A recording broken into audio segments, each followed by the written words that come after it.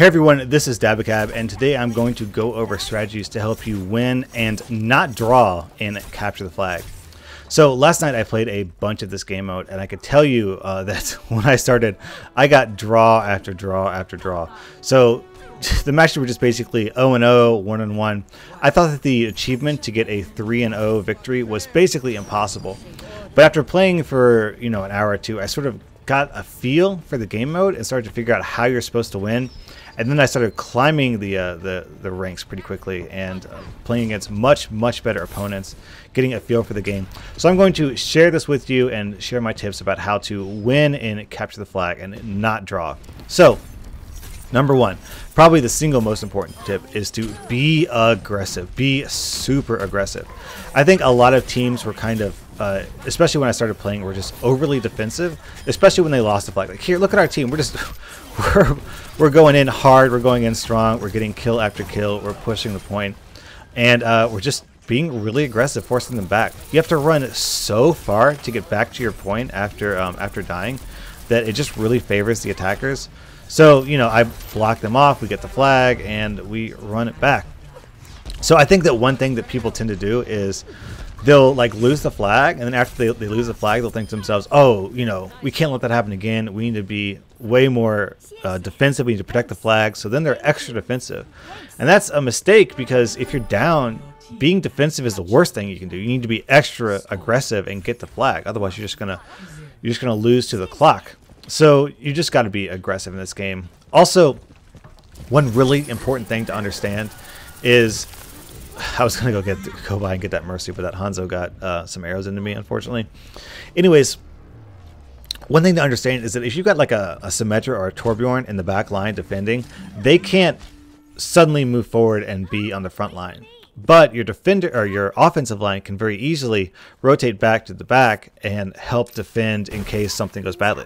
Like if you're pushing, or if you're in the middle of the map and suddenly you lose your flag, you can just turn around and intercept the flag carrier midway, and so like every offensive person is also defensive, but not every defensive person is offensive. Therefore, it's basically just in your best interest to always be really aggressive and forward in this game.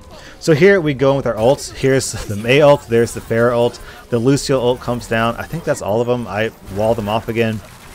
Now, that's another point I want to talk about.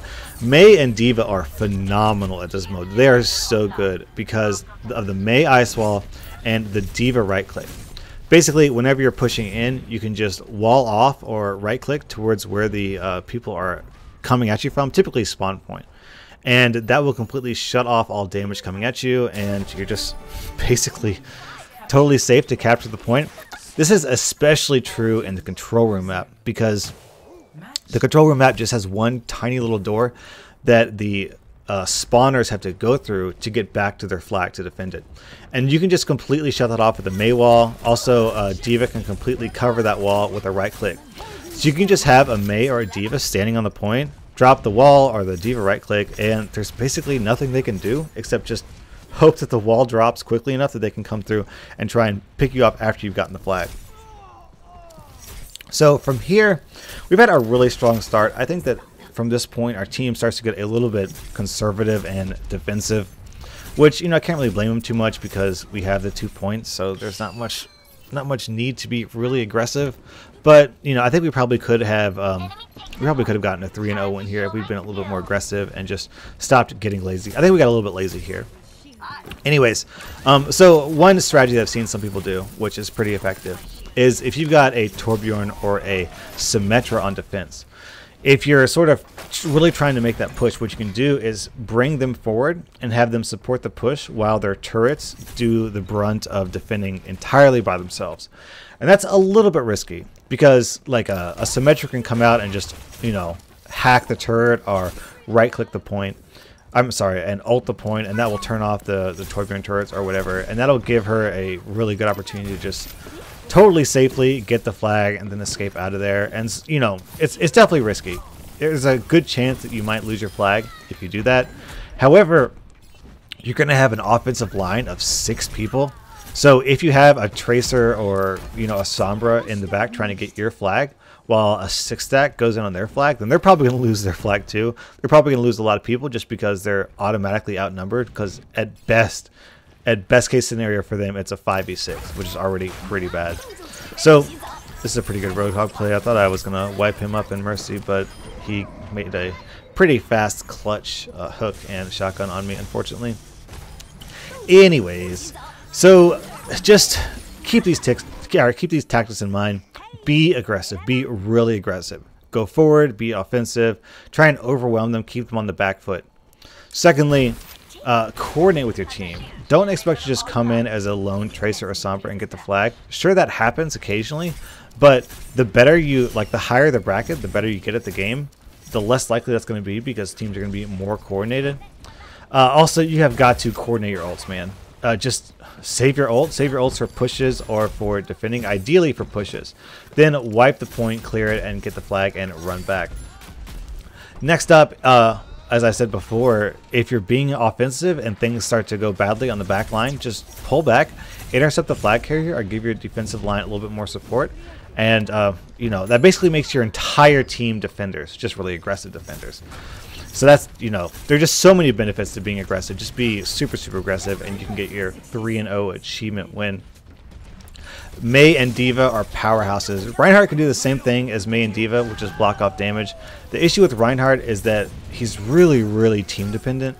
So he kind of needs a support from at least 3 or 4 people to get to the flag.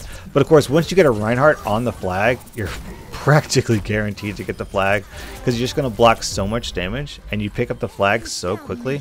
So we almost got the flag there, but someone died, unfortunately. You know, to be honest, I think if the game had gone on another probably 30 seconds, I think we could have gotten this next flag. And if I'd gotten this health pack, I thought I picked it up right here, but I didn't, and then the Tracer killed me. But if I'd picked up that health pack and our team went in, we had another like 30 seconds, I think we probably could have gotten that 3rd flag. So anyways, those are my tactics, those are my tricks and tips. Be aggressive, be forward, coordinate with your team. Pick Mei and D.Va because they're super strong. Keep one person, or at least half a person, in turrets on defense to prevent the lone Sombra or Tracer from picking up the flag. And that worked for us, so hopefully it should work for you. Anyways, thank you so much for watching. Dabbucab out after this play of the game.